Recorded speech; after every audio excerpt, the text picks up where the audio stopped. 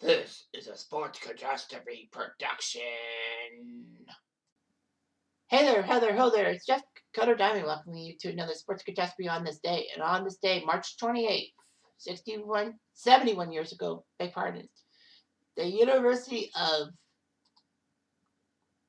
City College of New York won their second championship of the year.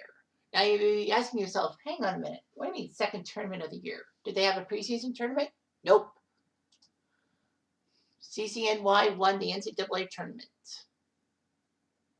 It started March 23rd and ended March 28th, so 8 schools, 5 days of competition. Kind of small, don't you think?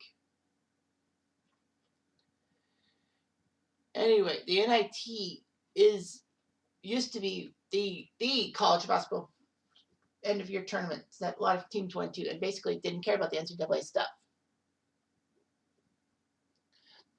Now, CCNY would be one of 12 teams who would be playing in the NIT.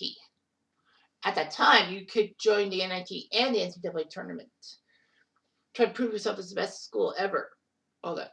CCNY would take on San Francisco in the first round of the NIT, beating them by 19. Then they took on Kentucky, who was supposed to be a superpower.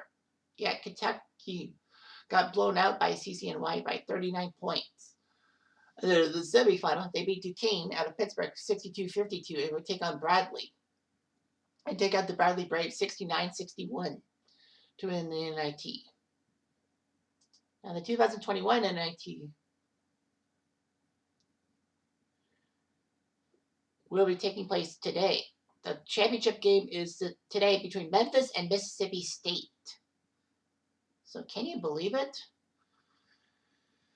So Memphis and Mississippi State will go to the NIT championship. As Mississippi State beat Tech yesterday and Memphis beat Colorado State. So wow, that's amazing. That you got. Well, Memphis is favored to win, I think.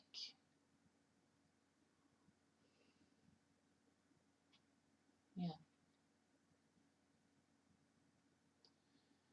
They only had 16 teams qualified for the NIT thing. That's kind of weird. But anyway, yeah. So the NCAA tournament in 1950 happened. 8 schools would play single elimination. All that. CCNY became the only team to win the NIT and NCAA tournament in the same year, 1950. They actually are not Division I anymore. CCNY dropped to the bottom league in 1964.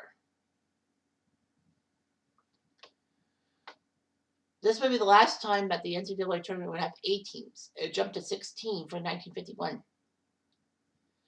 There was an East and West Regional. The East Regional was in New York City, and the West was in Municipal Auditorium in Kansas City. Strange how New York City hosted a regional and a championship in the championship game.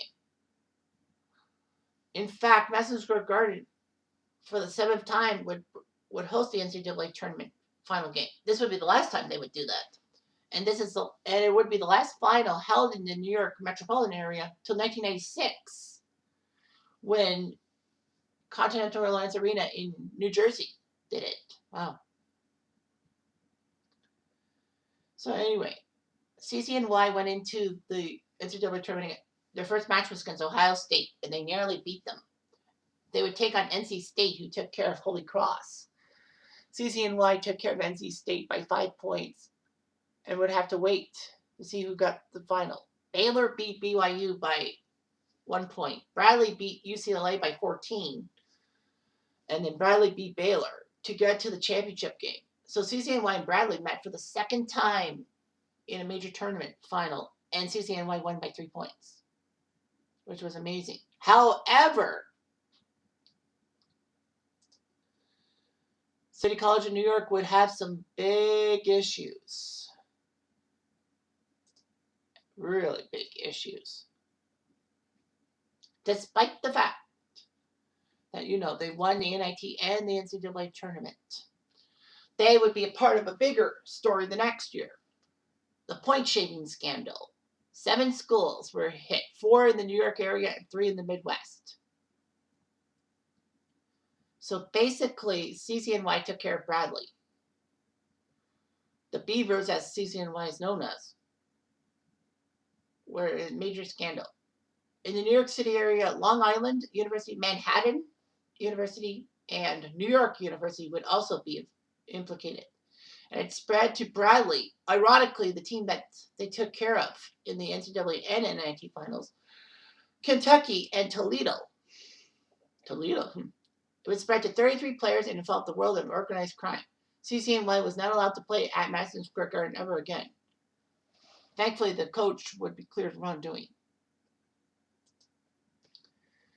So basically, here's how the scandal came to light.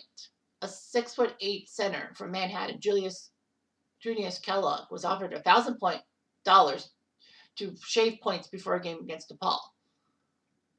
He refused to take the money, despite the fact that he was working for minimum wage at a custard shop. So he reported it to Ken Norton. Not that Ken Norton, the boxer, but his coach. He wore a wire. And then basically there were a lot of problems. CCNY was really hit hard and all that. They set up a sting operation. And 32 players from 7 colleges admitted to taking bribes and all that.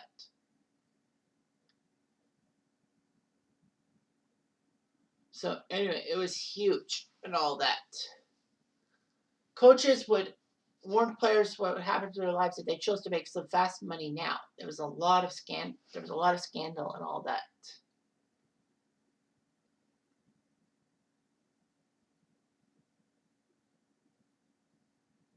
The Sopranos even made this a pop culture reference. He said that Junior confirms that the New York mob boss Carmen Lupintasi invented point shaming for CCNY versus Kentucky 1951. Nobody beat the spread. I bought myself a black Fleetwood car. So anyway, yeah, it was huge. Now, point shaming, in case you don't know, is basically that sometimes there are games that have a point spread. So say, for example, I don't know what Arkansas's point spread was against Oral Roberts yesterday, but I think it was like 16. So basically, players would take money to not beat the spread. So basically, to play shitty. Arkansas did not play crappy on purpose. They basically ran into a hot Oral Roberts team who were trying to prove that a 15 seed could get to the Elite Eight. And Oral Roberts almost sent Arkansas packing. But thank goodness for that. So yeah, point shaming, this wouldn't be the last time point shaming would hit college basketball. In 1979, Boston College would be hit hard by that. But anyway, Kentucky was forced to cancel their 52-53 season. It was the only program that was not hobbled by the scandal. Bradley, they didn't get really hit hard themselves. However, CCNY and LIU basically were suffering. CCNY actually de-emphasized its athletic program and dropped to what is now Division III. So basically, CCNY decided to demote themselves. LIU shut down their athletic program for 7 years and would not return to Division I until the 1980s, which is amazing. But yeah, hard to believe, don't you think? You know, sometimes good people do bad things. Anyway, I'm Jeff Diamond. Adu.